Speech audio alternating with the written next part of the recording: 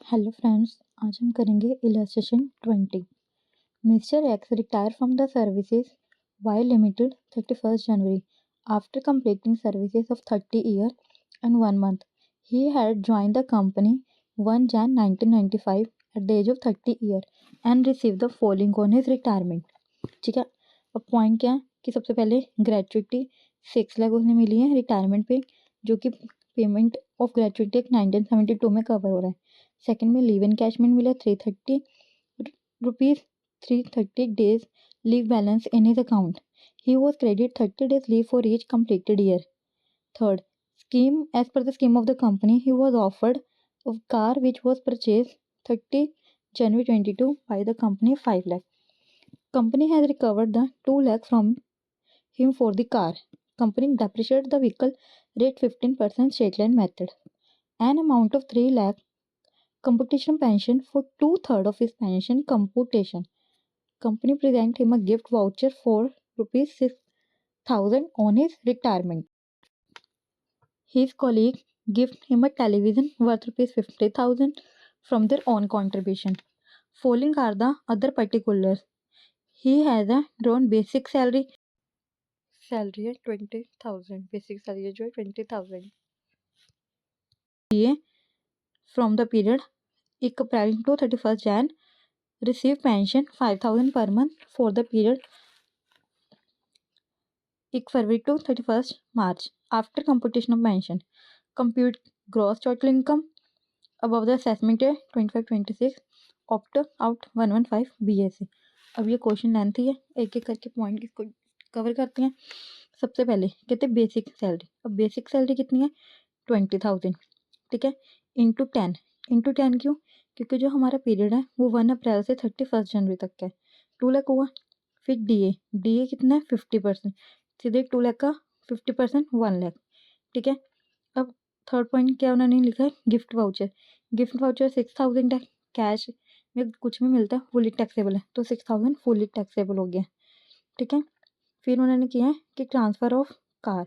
अब कार का क्या है, कार का जो पॉइंट था उन्होंने बोला था कि जो कार उन्होंने परचेज किया ना 30 जनवरी को की है 5 लाख में, और कंपनी को रिकवर हो रहे हैं 2 लाख कार के, ठीक है। पर इसमें उन्होंने बोला कि जो कंपनी डेप्रिसिएट व्हीकल है वो 15% स्ट्रेट लाइन मेथड है। बट जो हमें बताया गया कि अगर हम ट्रांसफ़र करते हैं मूवेबल एसेट में, उसमें क्या कंडीशन होती है कि जो टैक्सेबल अमाउंट होती है वो written down value minus consideration value taxable होती है, और जो रिटन डाउन वैल्यू लेनी होती है वो 20% लेनी होती है WDV मेथड से, ठीक है। तो इसमें हम इसको सॉल्व करते हैं कि कैसे उन्होंने किया हुआ है। देखो परचेज प्राइस कितना था कार का 5 लाख, तो 5 लाख में से 20% डेप्रिसिएशन लेस की जो कि 1 लाख, तो वैल्यू है 4 लाख, ठीक है। अब कंप्लीटेड ईयर लेना है, तो 30 जनवरी 22 जो कंप्लीट होएगा नेक्स्ट ईयर में 29 जनवरी 2023 में, तो वैल्यू कितनी 4 लाख। अब उसका 20% यानी कि 80,000 कितनी वैल्यू है 29 जनवरी 24 को 3,20,000, क्योंकि पूरा कंप्लीटेड ईयर लेना होता है। अब उसका 20% लेस किया 64,000, 320 का 20% 64,000, तो कितनी वैल्यू है 29 जनवरी 25 को 2,56,000, ये हमारी एक WDV, और हमें कंसिडरेशन कितनी मिल रही है 2 लाख, तो यानी कि वैल्यू प्रिक्विजिट कितनी होगी 56,000 जो टैक्सेबल वैल्यू है। तो उन्होंने नीचे लिखा भी है कि जो 15% स्ट्रेट लाइन मेथड है वो रेलिवेंट नहीं है, ठीक है ना। Perquisite value of car in the value of and mister X. अब अगला पॉइंट ग्रेचुइटी सॉल्व किया उन्होंने, तो ग्रेचुइटी में कैसे कहते हैं, देखो क्या है कि ग्रेचुइटी, अब उन्होंने बोला था कि ये पेमेंट ऑफ ग्रेचुइटी एक्ट 1972 में कवर्ड हो रहा है, तो उसकी क्या कंडीशन थी कि 15/26 into salary per month into number of completion of services actual amount receive max 20 lakh which average lower लेने।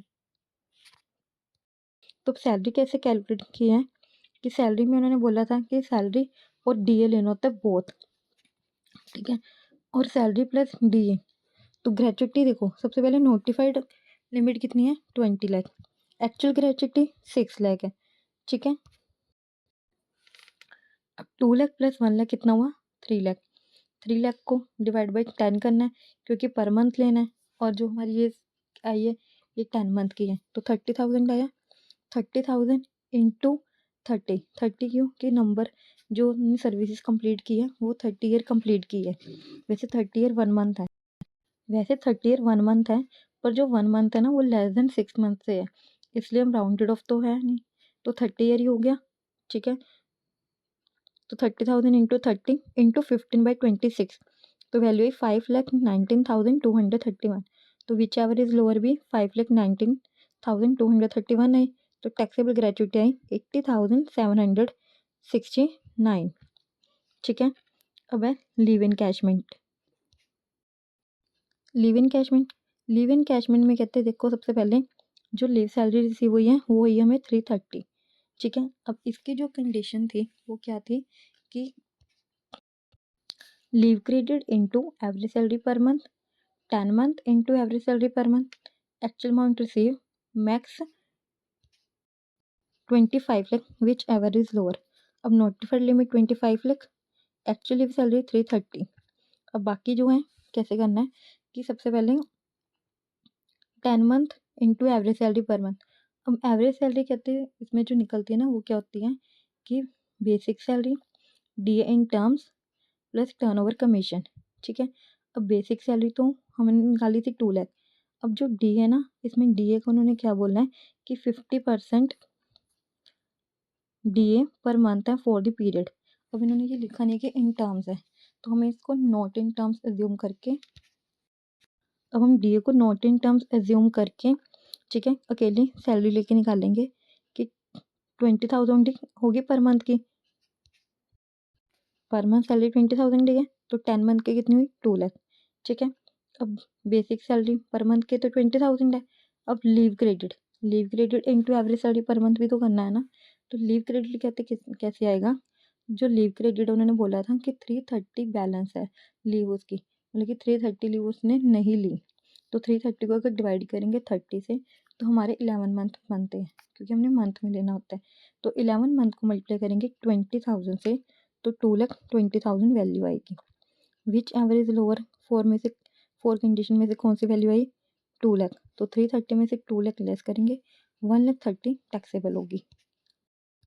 अब नीचे ना नोट में उन्होंने लिखा भी हुआ है कि हमने डीए को ना अज्यूम किया नॉट इन टर्म्स, बट अगर हम इन टर्म्स लेके करते हैं डीए को, तो जो हमारी लिमिट है थर्ड पॉइंट वाली वो हमारी कितनी हो जाएगी 30,000, क्योंकि 2 lakh basic salary 1 lakh DA, 3 lakh है, 3 लाख को डिवाइड करेंगे 10 से तो 1 मंथ की 30,000 आई, तो 30,000 को फिर वापस 10 मंथ से मल्टीप्लाई करना है तो 3 लाख आ गई। ठीक है, और जो फोर्थ वाली है 30,000 पर मंथ इंटू 11, 3,30,000। तो अब विच एवरेज लोअर कौन सी आएगी, अगर हम ये देखें इसके अकॉर्डिंग तो 3 लाख लोअर आई, तो 3,30,000 में से 3 लाख लेस करेंगे तो 30,000 हमारी फिर टैक्सेबल वैल्यू बनेगी, और जो हमारी ग्रॉस टोटल इनकम आएगी वो 6,32,769 हो जाएगी। ठीक है,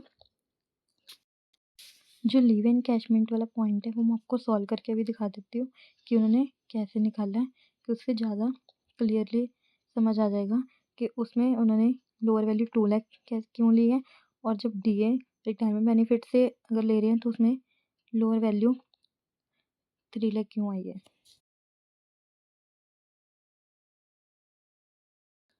अब अगला पॉइंट कौन सा किया उन्होंने, अनकम्यूटेड पेंशन के, तो देखो क्वेश्चन में ना उन्होंने दी हुई है कि 5,000 पर मंथ उन्हें पेंशन रिसीव हो रही है 1 फरवरी से 31 मार्च तक, यानी 2 मंथ ही हुई, तो 10,000 अनकम्यूटेड पेंशन होगी, और अनकम्यूटेड पेंशन तो टैक्सेबल ही होती है। अब रहेगी कम्यूटेड पेंशन के लिए उन्होंने क्वेश्चन में लिखा था कि 3 लाख जो कि उन्हें 2/3 पेंशन कंपुटेशन है, इसका मतलब कि जो टोटल पेंशन है ना उसका 2/3 वो कंपुटेशन है। ठीक है ना, ये 3 लाख टोटल पेंशन नहीं है, टोटल पेंशन निकालेंगे 3 लाख इंटू 3/2, तो टोटल पेंशन आएगी 4,50,000, 4,50,000 का 2/3 करो तो 3 लाख आती है कंपुटेशन पेंशन, इसका मीनिंग ये है। ठीक है, अब जो हमें पेंशन मिल रही है वो कितनी मिल रही है, रिसीव हो रही है 3 लाख। ठीक है, तो अब जो लेस होएगी अगर हमें, ठीक है, तो अब जो लेस होएगी अगर हमें ग्रेचुइटी रिसीव होती है तो उस टाइम जो पेंशन अगर हमें ग्रेचुइटी रिसीव हो रही है तो पेंशन 1/3 एग्जाम्प्ट होती है। ग्रेचुइटी नहीं रिसीव होती तो हाफ पेंशन एग्जाम्प्ट होती है। बट इस क्वेश्चन में ग्रेचुइटी रिसीव हो रही है तो 1/3 एग्जाम्प्ट होएगा। तो 1/3 टोटल पेंशन का 4,50,000 का 1/3 कितना आया 1,50,000। तो 3 लाख में से 1,50,000 लेस करेंगे तो टैक्सेबल अमाउंट कितनी बन गई 1,50,000। ठीक है। अब म्यूचुअल पेंशन वाला भी हो गया। ग्रॉस सैलरी आई 7,32,769 और स्टैंडर्ड डिडक्शन लेस करेंगे 50,000 क्योंकि इस क्वेश्चन में उन्होंने बोला था कि ऑप्ट आउट है 115 BSc। तो टैक्सेबल सैलरी आ गई 6,82,769